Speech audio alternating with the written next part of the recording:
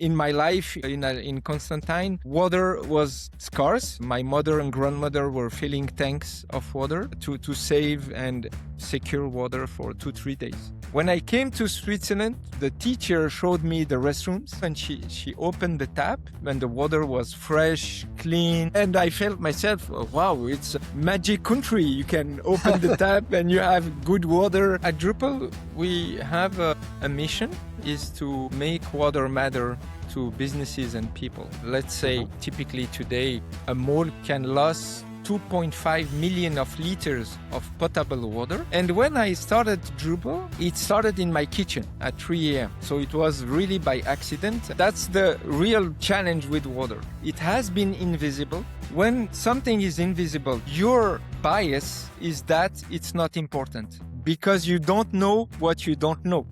Just believe in your dream, in your mission, and keep it. Welcome to the Elliot for Water podcast. Here we will talk with entrepreneurs and change makers about water, social impact, and business. I'm Andrea, your host, and this episode is brought to you by Elliot for Water. Elliot for Water is a new tab extension that turns your homepage into a productivity dashboard and then uses 20% of the revenue to finance clean water projects. If you want to learn more, go to elliotforwater.com. And without further ado, here's your episode.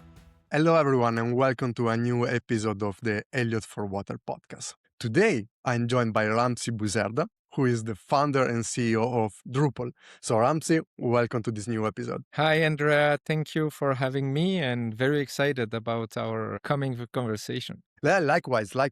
So let's start by telling everyone what Droople is, because you have a very interesting company, you have a very interesting concept, and you are working in the field that touches Elliot for Water the most, which is water. So the stage is yours to give a little bit of introduction of what you guys do. Yeah, at Droople, we have a mission is to make water matter to businesses and people. And to do that, we gathered, I would say, 3 main pillars. One is technology with IoT sensors to measure water parameters, water usage, water quality, exactly where it is used. And where it is used is at taps, at restrooms, at everywhere where you have an interaction, human being, with a system, a machine, something that is related to water infrastructure. So we collect data from there and we help then the ecosystem to extract value from this water data in order to better maintain this infrastructure, but also create and enable savings in terms of water, energy, better manage risks, and create more awareness around the value of water, a best use of water, a better management of water. That's really key in our mission. So technology, data and services, and awareness and education. Those are 3 pillars, I think, working together in order to make a change today, because water is mainly invisible in terms of impact, in terms of challenges, and water has a very broad impact around the businesses, the risks they are exposed to. I have just read recently that CDP estimated to 339 billion of water risks that are not really managed properly, not just assessed, but not really managed properly. So it really shows that how much we are blind to water today globally. So how does that work in practical terms? Yeah. What is the technology behind it? Yes. So practically, let's take a very concrete example. You are in a mall, you have many restrooms. Typically, we have developed a solution specific to that issue. In malls, large facilities globally, during the day, you have a lot of usage. And during the night, this usage stops, and naturally, the pressure inside the pipes of water inside that building, it increases naturally as well. What happens most of the time is that toilets start to, in the tanks, you have a small cap, and this cap pops up and water goes to the drain slowly and could last roughly 500 liters per night per toilet. So this is a phenomenon called ghost flushing. So we wanted to fix that issue. So we equipped toilets individually with a flow sensor that we place on the toilet. So you see you have a small cover in most of the toilets we know in Europe typically. We hide our flow sensor behind that cover. So it comes between the outlet of the pipe and the valve of the toilet tank. We measure the quantity of water that is filling in the tank. And we detect the phenomenon of ghost flushing because when you have ghost flushing, the flows goes out from the tank, goes to the drain. And as long as it is emptying, there is more water coming in to refill the tank. This is how the toilets are designed today. So if you have a continuous out, you have a continuous in. And then the water can be wasted days like that until the pressure goes down and then the cap is covering the tank again. So this happens when the day is back and then you have a lot of usage and then the pressure goes down. So that solution has been now used and actually demonstrated the effectiveness in Switzerland. We have equipped 6 malls like that. But actually we thought, but if we have the data for the night to identify ghost flushing, so you can save a lot of water. Let's say typically today a mall can lose 2.5 million of liters of potable water over a period of 5 years. So this is the typical loss from this single phenomenon of ghost flushing. Okay. We said, okay, we have the solution for the night, but how could we leverage the data during the day to help the facility manager? And we thought it's interesting to know that everyone using toilets during the day, we can modelize the affluence inside these spaces with water usage. So we combined the ghost flushing detection with a an adaptive cleaning system based on affluence. And this affluence is computed from water usage because we know everyone pushing on the button. We know how many people are in those spaces. So the system became also a very useful solution for reducing the cost of cleaning because I know when I need to go to clean and when I don't need to go to clean during the day.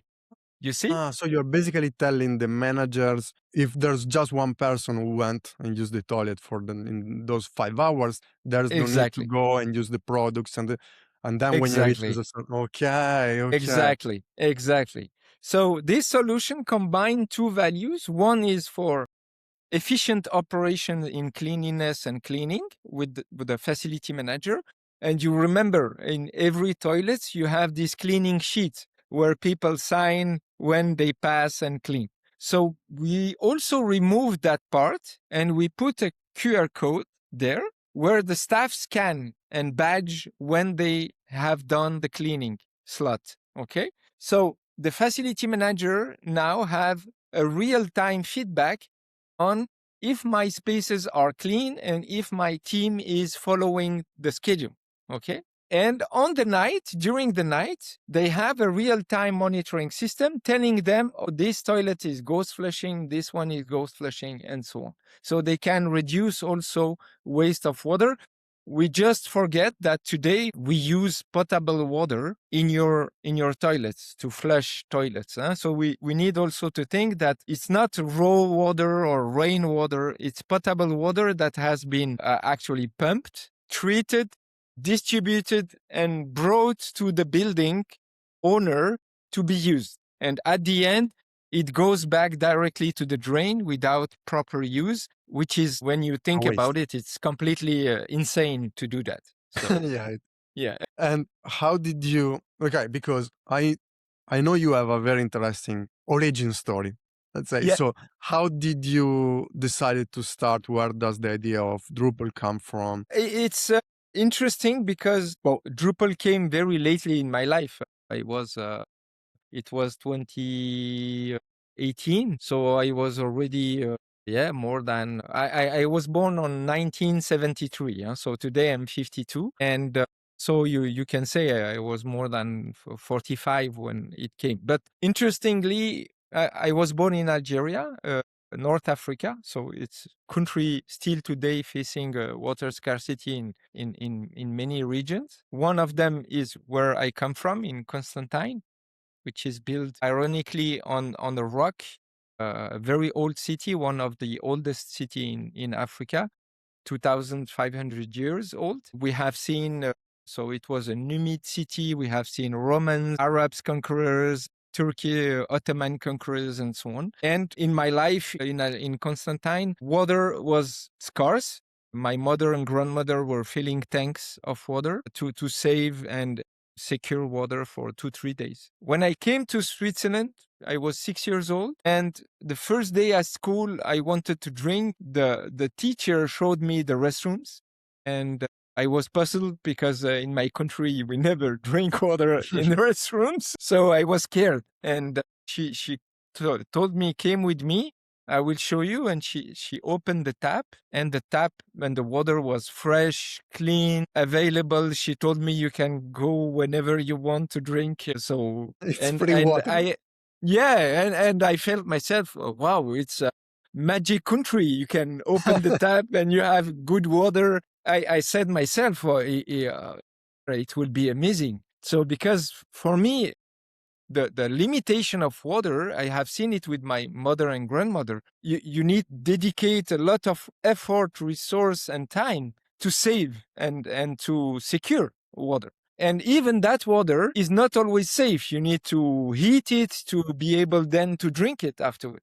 So it showed me that suddenly water became available. So that's one part of my story. And when I started Drupal, it started in my kitchen at 3 a.m. So it was really by accident. I have 4 children.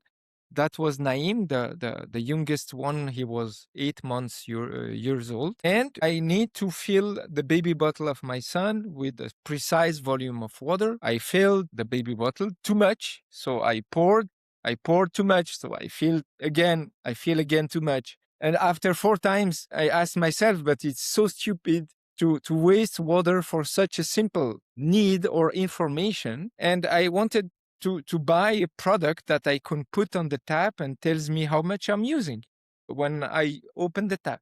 And I didn't find any product that will help me do that. So I was then struck back to my previous early years in Switzerland and in Algeria about why I have a bill from the utility on my water usage, but I cannot really do something with my tap or manage efficiently water with appropriate data. So this is where something really sparked, and then I wanted to do something on that, because I think there is metering for billing water.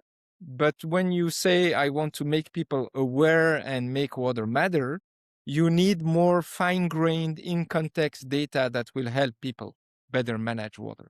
So that's why No, I started. Yeah, that's one of the when you have those ideas from your own needs and then you feel these things, yeah, it's probably those yeah, things that you just need to stop everything else and just run out. yeah, And you mentioned about a couple of things that I want to touch on, but the yeah, last thing you said about the data, and before you said that water is kind of invisible in a way, so, which is true. So what data are you giving to companies? Because we talked about malls, but you work with all sorts of clients, with yeah, schools, with offices, yeah, airports, yeah, whatever. So what are they getting in terms of data yeah. from you? That's a complex question, because even today we are still discovering new use cases. But let's say that today we have one bucket of clients who are asset managers, where their main interest is how I can better manage a fleet of water treatment systems, water dispenser systems, beverage dispenser systems, anything that use processed water, how I can save money and time in order to just go and intervene when it's needed only, not just because the client called me and there is a simple issue that he can resolve by himself. So the solution we provide there is preventive maintenance. So we can tell them in 10 days, you need to go and change the filter based on the data we captured. You have an increase of hardness of water. So your filter is no more able to soften that water. So you don't have proper quality of water. You need to change it, or you have a leakage and you need to go there. So these are the typical information we provide to that population of clients. We have another more sophisticated clients who are typically industrial players. Industrial players are interested typically to understand how their business process is consuming water. Typically for, let's say, food production, how much water I'm using, on which step of the process, and how I can improve that. And this is where our solution is useful, because they can really modelize the water consumption on each step with attaching sensors on each assets, machines, and things like that. And then they can really have a very precise view of this footprint and then act on where there is too high consumption on these processes. So this is more, I would say, an audit and consulting tool in that segment. And the last one is, I would say, building owners, facility managers who are interested in the building itself, how I can make my building more efficient. So typically we helped building owners reduce significantly their water and energy footprint, because we talk about water. It's not cold water only, right? Because once the water enters the building, part of it goes to the boiler to do hot water. So if you don't manage hot water properly, you are also wasting energy. So water is energy, is not water. So this is also an equation that a lot of facility managers start to understand, because it's not obvious in terms of links, right?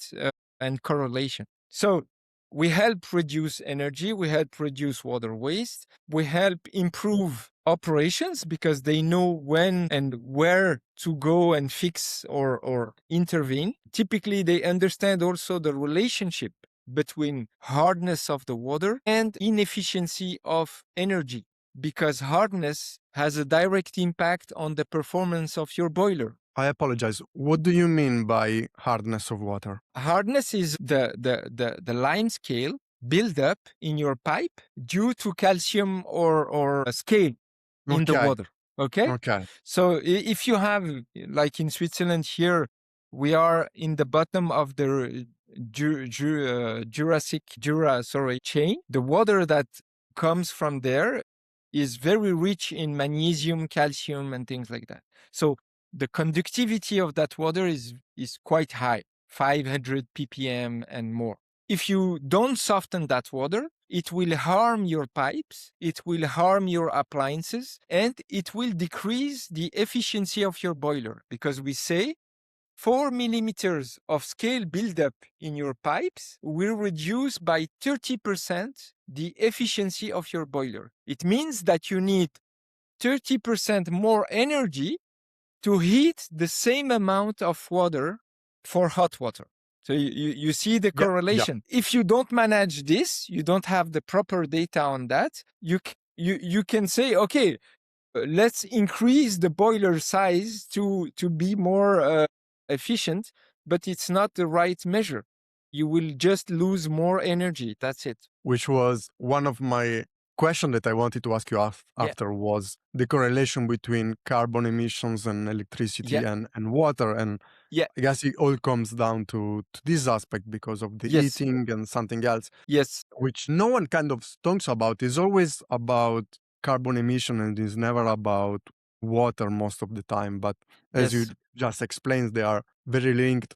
And actually, something that is very interesting for me and that is part of your mission. You said that you want to make water visible for companies, but in the past, at least, water, I feel that was seen as a sustainability thing. Like they want to do it for the planet, whereas you are turning it into an investment because So how does and the risk yes, management aspect as well. Yeah, yeah, definitely. I think that's the real challenge with water. It has been invisible. When something is invisible, you don't have the proper data. So your bias is that it's not important because you don't know what you don't know. Okay. exactly. So if you don't know what you don't know, you can't really prioritize or invest the appropriate money and resources to solve that issue because you don't know it's a big issue. So the first step is to make these people look at the data and see, oh, wow, it's a huge problem actually. And then you can start to say, oh, what we can do now to solve this. And then the motion starts to move forward. And from that, it Yeah, goes from the water billing that goes down, it goes from the energy billing that goes down, it goes to the waterways that goes down, carbon emission that goes, everything is more than just everything cascades. greenwashing, is Yeah, actual yeah, money for the company that are saving on the long term and things, which is exactly. super Yeah, cool. And there's another aspect of your business that I like because it doesn't touch the building managers, it touches either the employees or the people yes, himself, which are the water fountains yes, yeah, and the reports that you give around the water fountain. So walk me through that because I think for day-to-day people who don't have to manage the things, refilling their bottles and seeing their impact is more important. It is more impactful, let's say. yeah, yeah, yeah. This concept of including the end user in this ecosystem in our platform is key because you can find it with dispensers, with schools and students and things like that.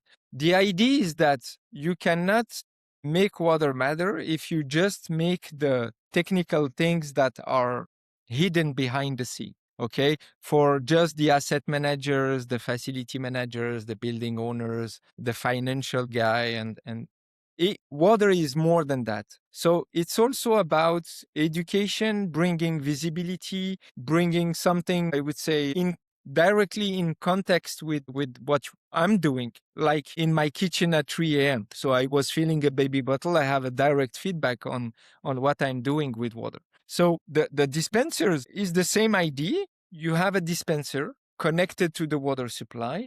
So you are not buying single-use plastic bottles. You are using water from the city, which is good. It's filtered. Maybe you also carbonate the water as well. That's great. But now what if you can scan and have a direct feedback on what does it mean, what you are doing with your dispenser in terms of positive impact? And that's today, I think, a very strong call. Even in hotels now, in premium hotels, they are moving to that way. So they are Awesome. trying to connect their guests with their impact. And the best way to do that is typically the dispenser because it's a very strong case. And I think, unfortunately, we should do more on that because people, I'm sure, if they would have the tools, would have the access to the information, they would be very keen to buy a water bottle and then refill and make these dispensers as many as possible to support people in this transition. So even in the city, I would like to go and have a outdoor fountain and refill my bottle everywhere I go. So I don't need to buy stuff that will end up in the landfill. So I think for me, if we don't include the end user, we are really missing a strong part in this, in this flying wheel of sustainability. So there is the flying wheel of startups where in a lot of books we talk about the flying wheel. There is a wheel in the sustainability, and the buying from the users is key for me to push pressure on the businesses to Yeah. make efforts and provide these services. Also cities, I would say governments are also involved in that. And it has to be visible and useful for the end user. You're showing them everything, right? How much water they're saving, how many plastic bottle Yeah. they And are money, saving by which is money. important. Yeah.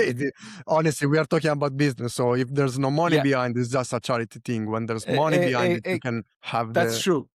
the impact. Absolutely. And that's the reality of our world. We need to provide tangible outcomes. Water savings is one of them, but you can translate this in money. And actually, people figure out afterward that, yeah, but I'm doing good for the planet, but also for my wallet. So why not doing it? So It's just the way it works. And yeah, once you know the yeah, rules, you can play around it and it's totally fine. exactly. And Exactly. another, how, how would I call it? Another aspect of this Yeah, wheel yeah, that it's always been close to my heart, and that I know you are also taking into consideration are the kids and the schools. yeah. So you are working with schools, but I assume you are not telling kids the same information that you are telling to a community manager. Correct. So how does Correct. walk me through the process of Yeah. working with schools and what you are Yeah. showing kids to help them figure out all these kind of things? Yeah, this solution for schools is very very, I would say, very strong in my heart. I'm very, I would say, involved in this because first of all, it comes back to from I come from. So we need to educate our children in a way that they really value water from an educational standpoint, not only saying that you need to save water. Of course, we need to tell them that, but why we should do that. And if they understand at the early age why they should save water, why it's important, why it's valuable for themselves, but also for the others. Because if I save my part, some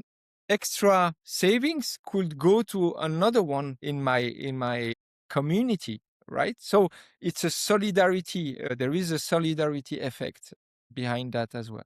So long story short, schools for me is the starting point of a better education and the next generation of leaders in the companies that will think about water management, water savings, water efficiency. And this is why we do that almost as a I would say, as a not as a philanthropic project, but as a mission driven, as a purpose driven, as a social impact solution, where actually we equip the restrooms, like we said on the malls and airports. But here, the idea is not to optimize cleaning, but to see if children are washing their hands after using toilets or not, because actually we can correlate these two events, not individually, but at the Globally. community level, right? We can tell them how much time they perform the hand washing, which is also a good indicator of a good hand wash or a bad hand wash. And we have included some gamification. I explained that simply. Let's say today you go to do a hand wash, you let the water run. If you let the water run during the hand wash, of course, you will use more water. So we will decrease the hygiene score. If you stop the water between the soap and the rinsing, then you save water. We will increase the hygiene score. So this is a way to make them more efficient with water use. And the other part is if they use cold water instead of hot water, if there is any hot water in their restrooms, we also increase the score or decrease the score. So that way you create some habits that are aligned with water savings and conservations. And the beauty of that is that they see this real time when they get in and get out from the restrooms. So it's always there. They always see it on a day-to-day basis every time they use the restrooms. And there is kind of competition starting You inside the can do community better. of Yeah. students. So which one will go and reduce, and then the teachers use these data in order to make math and explain what is CO2 versus hot water, what does it mean, how we do that. And it's a beautiful educational tool as well. I love the way you are doing it, and I Yeah, love that you are yeah, working with kids. It was yeah, one of my things as well since yeah, always. yeah, And but this is not the only philanthropic aspect of your company. You also have a yeah, foundation, correct? yeah. Yeah, we work with foundations. We don't have Okay. one as a company, but maybe it's an idea. Thank you. I didn't thought about that, but think about that. But let's say we work with existing foundations that are really committed in typically Water is Right in Germany, Wasser für Wasser here in Lucerne in Switzerland, or Made Blue in the Netherlands as well. I know them. So we have some connections with foundations where actually we try sometimes to create specific projects to help specific communities with typically wells and or bringing water treatment systems to make water safe for rural communities. We made one in the Nepal, in Laprak a few years ago. We are now trying to help a project in Gambia as well. So we try to we know that water equality is not really the case today worldwide. There are some communities very exposed to climate change and water scarcity, water quality issues. So, as a company, we try also to to to to show the example to demonstrate that even as a company and as a small company, you can do a little thing that will help the others. And of course, I can only invite the other big players, big companies that make huge profits to dedicate a very tiny amount of their revenue or of their benefits to these projects in order to help simply individuals and communities to have a better living. Yeah, absolutely. Yeah. Absolutely. And where do you see Drupal in the next 10 years? Where are you Yeah. going? It's a big question. It will take too much time, but I will Let's try make it to. 5 years then. Yeah, I will. I will say that my vision is to position Drupal at the intersection of water efficiency in terms of use, but also as a water intelligence platform for quality. So going forward, we will develop new capabilities to better assess the safety of water in terms of chemicals, heavy metal, why not PFAS tomorrow, and microbiology issues, in order to give people a tool that will help them assess the quality of their water and then implement strategies and solutions that make that water safer for them, because it will be a crucial challenge for the future. It is it, and it's getting bigger and bigger and bigger. Luckily, there are Yeah. people like you who are showcasing the Yeah. water Yeah. now, so Yeah. that's pretty cool. Yeah. Ramsey, I think we are getting towards the end of the episode, but before we do, you can take any aspect of either the business or your personal life. I mean, you started the company, you had 4 kids. Usually, when people start companies, they are very young with no responsibilities or things. You did the complete opposite. So, Yeah. either from that, from water, whatever you want, if you want to leave one last advice or Yeah. message for people who are listening, or for people who wants to start their own company, or for Yeah. Yeah. corporates who wants to do better, the stage is completely Yeah. yours. Thank you, Andrea. If I had to share one lessons learned from this journey, and the only advice I can give to anyone who is willing to do something in water or in whatever market, but for with purpose, with a mission driven venture, just keep believing in what you are doing, because it will be hard. It's very hard. Let's be honest. It is. We are not fancy today. If you look at the world, it's not really fancy to bring sustainable solutions to life and to the markets. But we need to be 200% convinced by what we are doing. We should not abandon, give up, or anything. So it will be a very rewardful journey. We just need to keep pushing and keep building, and don't don't hear all the people that will tell you don't do it, it's hard, it will never work, and so on. So don't hear those people. Just believe in your dream, in your mission, and keep building. Well, I think we ended the episode in the perfect way. So Yeah. thank you very much for this. I totally agree. And I already have a couple of people in my head back on the memories of don't do it and do something Yeah. else. So thank you very much. It was an absolute pleasure for you to be My here. I really pleasure. appreciate it. And for everyone listening, thank you very much for joining us on this episode. So remember to subscribe, share it with your friends. And as always, this podcast is brought to you by Elliot for Water. And Elliot for Water is a new tab extension that turns your homepage into a productivity dashboard. And then 20% of the revenue goes to financing clean water projects. So you can go to elliotforwater.com, download it, give it a try. If you're a company, you can reach out and we can give you a personalized dashboard and have you join our program like Droople is in our pilot program. So thank you very much for joining us, and I will see you in the next episode.